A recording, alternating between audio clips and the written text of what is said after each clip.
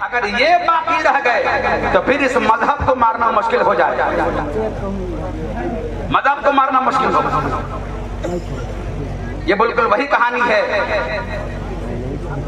کہ یہودی 3 بار بیٹھے میٹنگ کرنے کے،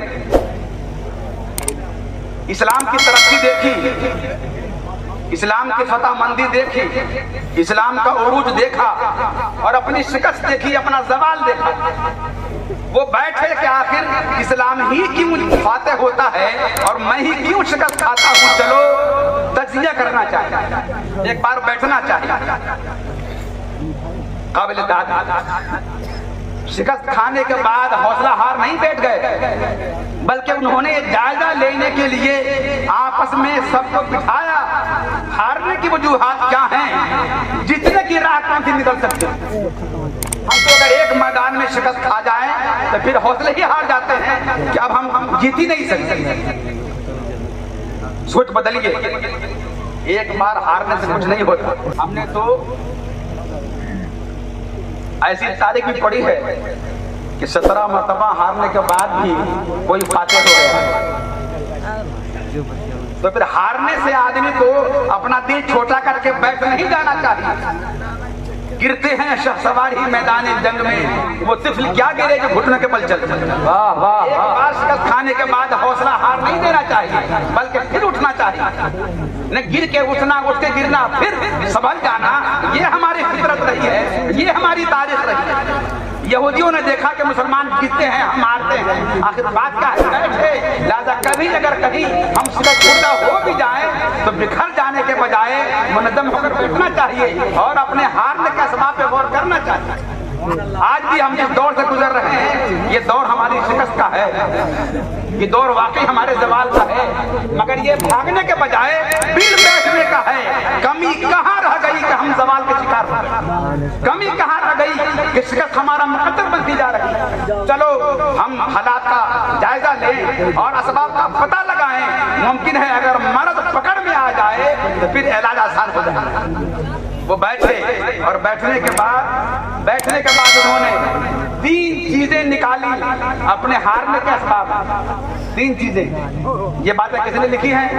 انگریز یہودی مفکر پروفیسر ہرٹ نے اپنی کتاب الفلسطین میں، جو 1972 میں بیروت سے شائع ہوئی، اس میں یہ بات لکھی۔ تو یہودیوں نے اپنے ہارنے کے اسباب اور مسلمانوں کی فتوحات کا راز جانا کہ یہ ہے۔ اب انہوں نے کیا کیا کہ اگر مسلمانوں کو شکست دینا ہے اور یہودیت کو پوری دنیا پہ غلبہ دلانا ہے تو 3 کام کرنا پڑے گا۔ بس آخری بات، 3 کام کرنا پڑے گا۔ پہلا کام کہ مسلمانوں کی 1/3 آبادی کو ختم کر دو، 1/3 آبادی کو ختم کر دو۔ آپ کو کیا لگتا ہے کہ 1972 کے بعد آپ دیکھیے تو یہ عراق، شام، مصر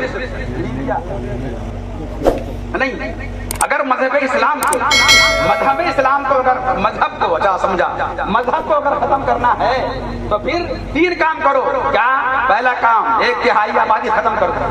تاریخ پڑھیے گا، ہر سورج طلوع ہوتا ہے، جو اخبار ہمارے سامنے پیش کرتا ہے، اخبار کا ہر سفر رنگین ہوتا ہے، ہماری خونی تاریخ۔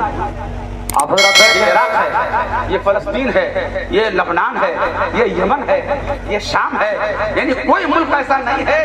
غور کیجیے گا تو آپ کو لگے گا کہ یہ 30 سال میں جتنی جنگیں ہوئی ہیں ان تمام جنگوں کا مرکز اسلامی علاقہ رہا ہے، کوئی غیر نہیں رہا۔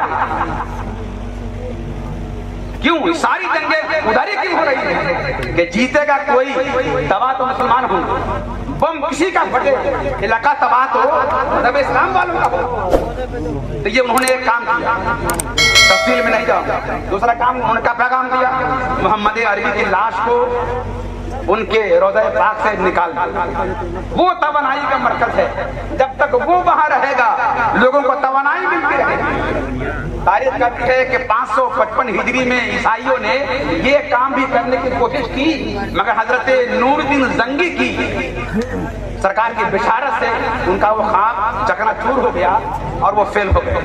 مگر تیسرا کام کیا تھا؟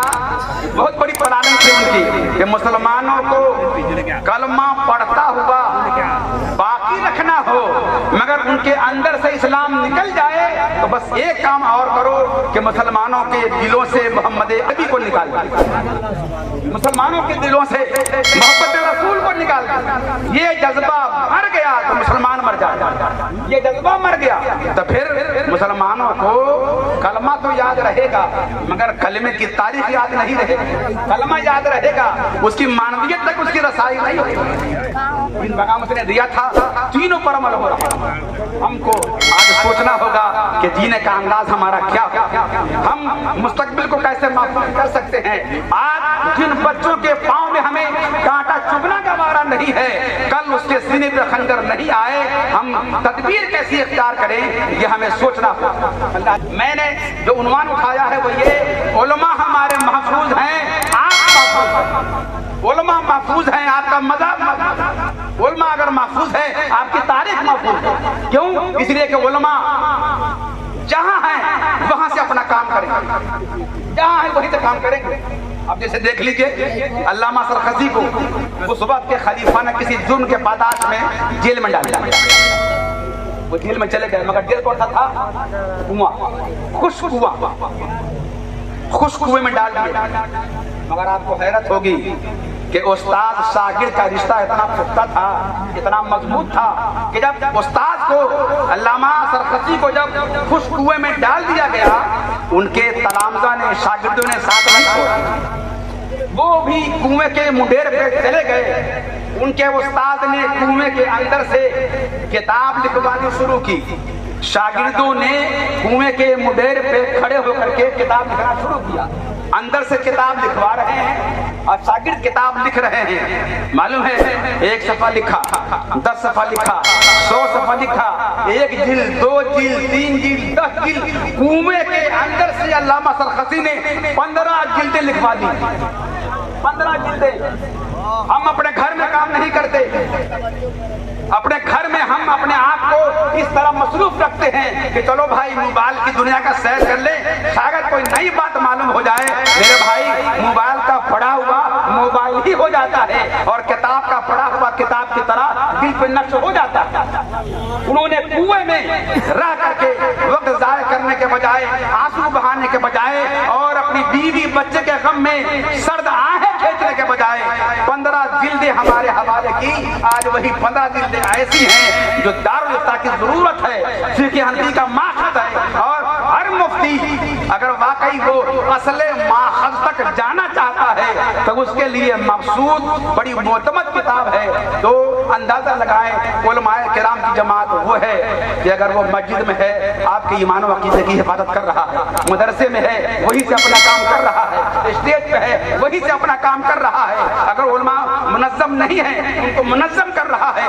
किस मुल्क की जरूरत क्या है, किस इलाके के हालात क्या है और किस गोशे में किस तरह के काम की जरूरत है, हमारे उलमा सोचते हैं, जायजा लेते हैं, तरीक़ेकार ढूंढते हैं और फिर अपने उलमाए किराम को काम पर लगा देते हैं। लिहाजा अगर आप जिंदगी चाहते हैं उलमाए किराम से जुड़ के रहिए, अपने मजहब की बका चाहते हैं इनको बाकी रखिए। आप अगर अपनी नस्लों का तहफ़्फ़ुज़ चाहते हैं, उलमा के तहफ़्फ़ुज़ के लिए राहें तलाश कीजिए। इनसे मोहब्बत करेंगे, हुजूर आपसे मोहब्बत करेंगे, इनसे मुसाफा करेंगे, सरकार आपसे मुसाफा करेंगे और ये ताल्लुक आपको जिंदगी में भी सरफराज रखेगा और मरने के बाद भी आपको सुरखरू रखेगा। अस्सलामु अलैकुम।